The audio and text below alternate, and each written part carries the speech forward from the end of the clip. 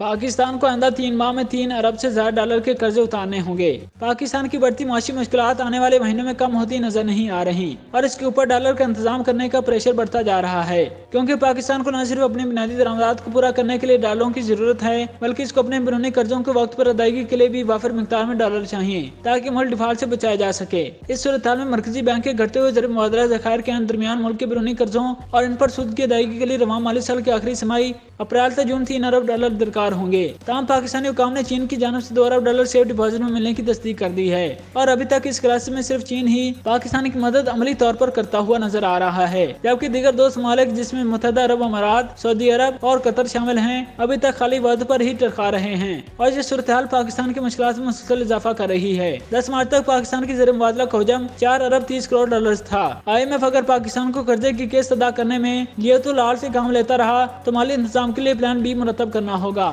وزارت خزانہ کے مطابق اگر پلان اے کام نہ کیا تو پلان بی مرتب کیا جائے گا۔ دستیاب تفصیلات کے مطابق پاکستان کو قرضوں اور سود کی مد میں ادائیگی کے لیے اپریل 2023 میں 31 کروڑ 60 لاکھ ڈالرز ادا کرنے ہیں۔ دوسری طرف IMF پاکستان کی پیشگی اقدامات سے تاحال مطمئن نہ ہو سکا۔ اسٹیٹ بینک نے اس ضمن میں شرح سود 2% بڑھانے کا فیصلہ کیا ہے، کیونکہ IMF نے پاکستان سے شرح سود 4% تک بڑھانے کا مطالبہ کیا تھا، مگر پاکستان نے ایک ہی مرتبہ اضافے سے انکار کیا۔ اب اسٹیٹ بینک شیڈول سے قبل 4 اپریل کو مانیٹری پالیسی کمیٹی کا اجلاس بلائے گا، جس میں قرض پروگرام بحال کرنے کے لیے شرح سود 2% بڑھانے کا امکان ہے۔ واضح ہے عالمی دائرے کے ساتھ اسٹاف لیول معاہدہ 9 فروری کو ہونا تھا، لیکن وہ اسے اب تک لیت لال سے کام لے رہا ہے تاکہ پاکستان میں معاشی مشکلات میں شدید اضافہ ہو سکے۔